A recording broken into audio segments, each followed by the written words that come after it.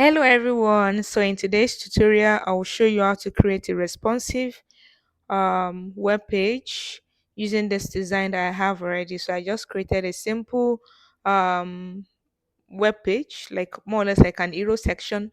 So we use this to learn responsiveness when it comes to your design. Now, what does it mean for a website to be responsive? It means it adjusts to different screen size. So if this is created for desktop, when I open the same application or website on my phone or a mobile device, right, it should still be able to adjust itself to fit into the current screen size or breaking point or breakpoint. So let's get right into it. So as it is right now, this is my Figma design. If I should adjust the width of this particular frame that I use, which is the desktop frame of 1440 um, width. So if I adjust it now, you could see that it's moving, but the content on the page are not moving alongside. So that means it's not responsive. So how do we get it to be responsive? Responsive website. The major thing is your auto layout and your constraints. So if you set those two right, then you'll be able to have a responsive website. So let's get started. Let's start with our navbar that I've created here. So I'll first ungroup this. Now, for each section of my navbar, I kind of have three sections. I have this the brand logo, and then the button, and then the items.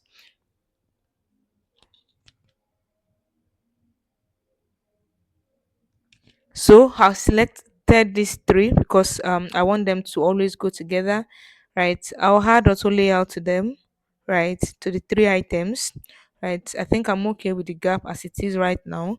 And for this, I'll set the constraint to for the horizontal. So for constraint, there are two settings you will do for the horizontal and then for the vertical. You can see it here.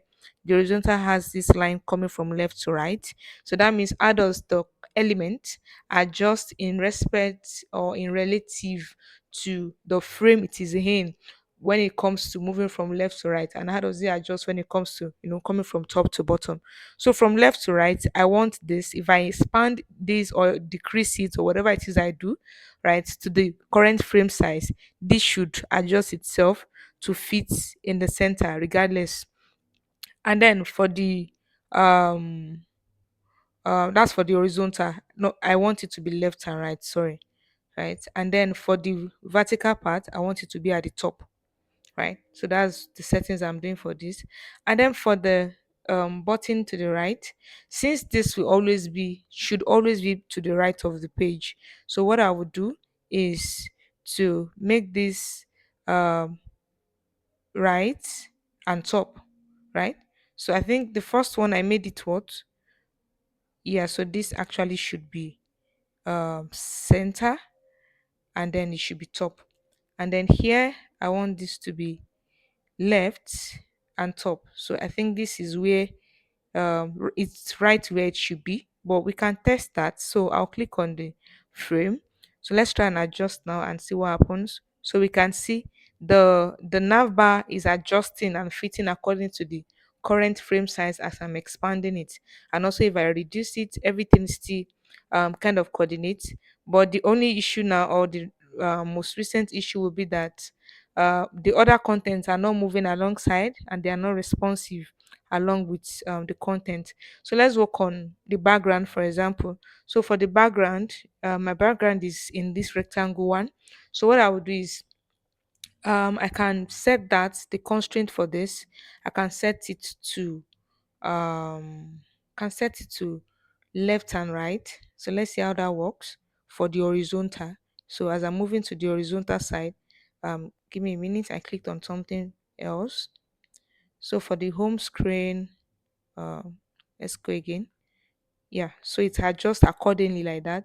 So I want to take it back to the 144 that we had, 1440. And for the height or for the vertical part, you'll notice that it's not responsive, right? And since I'm not trying to add any other content, this is my entire web page as it is, right? So what I would do is to set this the constraint for this particular one as well. And Yeah, so I'll set for the vertical part and I'll make it to um adjust to scale, right, alongside the page as the page is moving, right. So there are different options you can actually try it. Obviously it won't be top, because if you select top, you're saying it should stick to the top, right. If you select bottom, it should stick to the bottom of the page. Top plus bottom, right, that will make it stretch from up and down and all. Then the center, right, and then let's try scale and see what we have.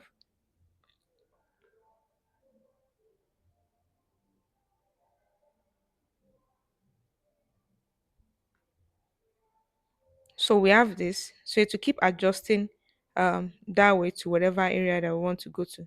So let's work on the, if I expand it now, the content, the other contents are not adjusting accordingly. I mean this text. So let's work on them as well.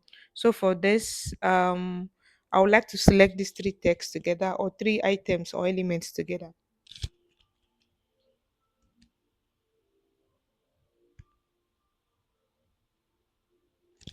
Okay, so the next thing I will do is to add auto layout to them, right? So they are like together, and even without setting other things, they are responsive on their own, right? So that's the work of the auto layout.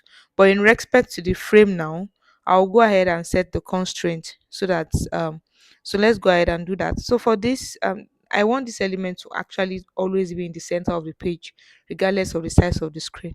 So I think I can set the horizontal to center, the vertical also to center. So let's see how that works.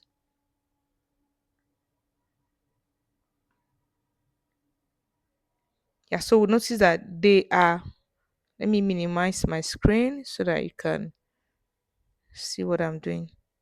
So maybe let's say 30%. Yeah.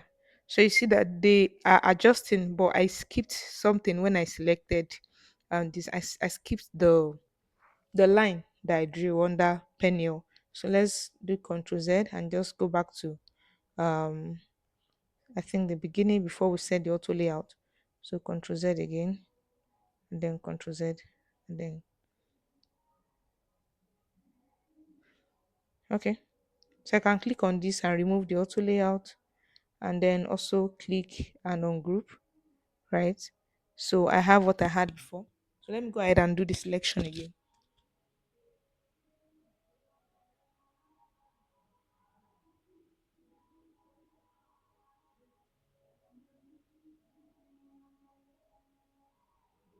So I have all of them selected now. So I'll just do the same thing I did earlier, had the auto layout, and then go ahead and set the constraints to center for vertical and then center for horizontal as well.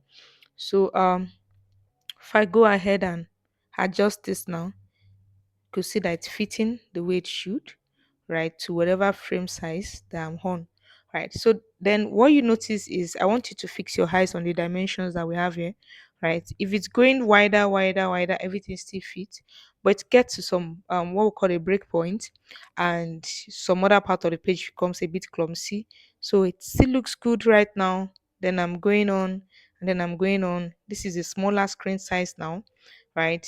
You could see that this navbar is getting a little bit clumsy and busy. So that's where we create the next let's say the next break point, which will be for tablet devices, and then we'll do another one for mobile devices. So let's go on with that. So if I take this in, you'll notice that when it gets to mobile size or sizes, the text does not fix in anymore, and then the element kind of shrink in a way. So let's just do Control Z and go back to the default size that we're on. And even with that, I can actually just go ahead and select the frame size that it was in, and it will adjust itself accordingly. And to also test your responsiveness, you can try it on different screen so that you even know which one is your breakpoint. So if it is on iPad, whatever that iPad frame I selected, it looks this way. If it is on which one again? If it's on I think this is like the biggest, this is the biggest desktop size, so it also fits accordingly, right. So I want to determine what my breakpoint will be. So let's go to the next set, which will be for tablet. I think I've tested for tablet. I've tested this Android expanded, if I can remember. For this is also close to the size of. So you can see the way it is. Everything still works here, in a way. So let's go to a smaller screen. So when it gets to a smaller screen, that's when this navbar becomes a little bit busy, right? And then let's see, then the smallest one is where the issue really comes. So this can be, I can use this as my next breakpoint. So let's go ahead and do that. So I'll return this to desktop that it was, and then I'll duplicate this page. So when I do that, I will append tablet to this, right?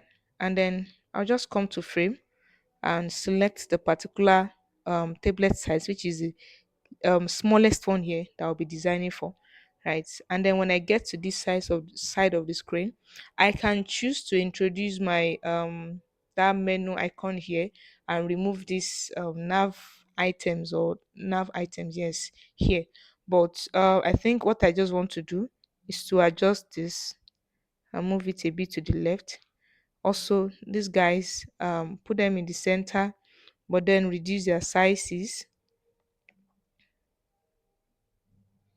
So I'll reduce this to 16, then this also to 16, and then this also to 16, right? So I have this, and then for this guy, not sure I want to do more with that. So for this, I will just also reduce their gap maybe to 40. So I think the way it is still okay. Then I'll go ahead for this one. I will adjust the size of this. Looks a little big in my eyes. I mean, not a little big, it's big. So I can change this to the one that follows, which is 64, right? And then maybe reduce the width of this to be 5 and adjust it to, sorry, I reduce the height, not the, I want to reduce the width to maybe 220. Let's see, and then adjust it.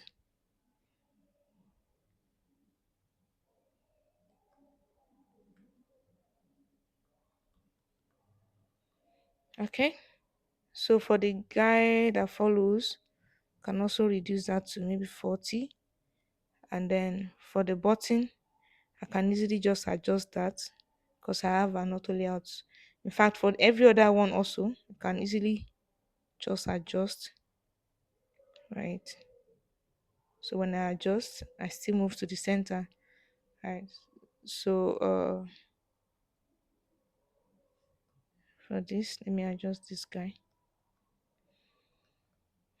All right, so it looks like this right now. So this is my tablet size, and of course, because we've done the settings for the constraints and all of that before I duplicated, so it still works here. So if I try to probably increase this, it fits into bigger screen, right? If I reduce, it still fits into bigger screen. So I can actually test that and go to um, the side where I have my frames for tablet and test. I mean, the one I used was this, so I can test on other tablet screens like this one. Everything still kind of works. So try on this, so works on that one too, and on like that. So let's return to this, so where I can test what my next break point will be. So by going to mobile now, and you can see that all the width for mobile, they are within the range of 300 to 400, and then this one is the biggest one, which is 700, right? So it still work on this particular screen, but when it gets to things like 400, you see what happened. So let me select the least here, which is iPhone 13 and 14, right? The smallest, and use that as my, okay. Let me go back to the, where is it? Yeah, this guy. Then I'll go ahead and duplicate like we did before, And for this, I'll just call this home mobile. Yeah, so we have the new screen now. And for this, I'll change it to the frame that I want to design for. Alright, and this is the frame. So the first thing I will do, let's just quickly adjust this. Um and then bring it in. And of course, this text has changed. So if I want, I can reduce the size. But let me reduce the size of the button first. Okay, so I have this. Then the major issue would be our nav element, which I'll delete and replace with a menu icon. So I'll come here, I'll go to, okay, so I think I tried searching for some of them and I'm not able to change the color. So I'll just do something simple. I will draw. So I'll come here and quickly um, adjust the width of these to uh, say 10. Let's see how 10 looks. Okay, 10 is too small. I think 40 will work. And then the height to 10. Yes, if it's not too big, 5 is okay, right? And then duplicate that 3 places. So I'll bring it down. I hope you can see what I'm doing.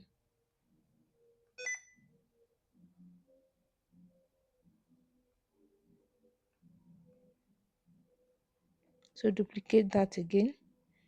So I have these 3 guys now. So I will arrange together and then goes to my auto layout as usual. And then I think the color, I don't know if I'm okay with the color, but let's just change it to something that I have on my screen before. So I have this now. Uh, where is it? Yeah, so I want to carry this and bring it on the design. So it still looks a little big in my eyes. It might be me, but let's go on 50% and see how it looks. Okay, so let's first reduce this gap to maybe 5. Okay, yep, and maybe the um I can also adjust the width of each of them.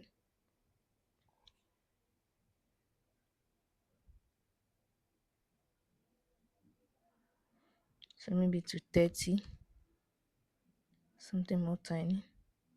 Am I adjusting? Okay, I my intention was to adjust the height, but I think there's no harm in adjusting the width as well. So 30, and then this height to maybe 3. Yeah, and this one.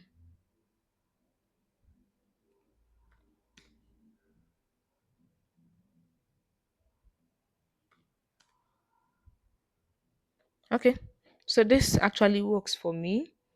Yeah, so let's see.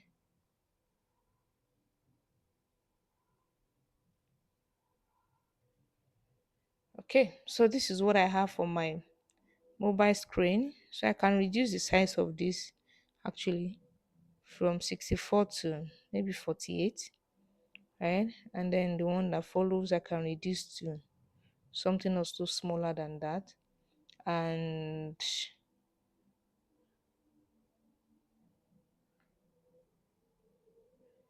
okay,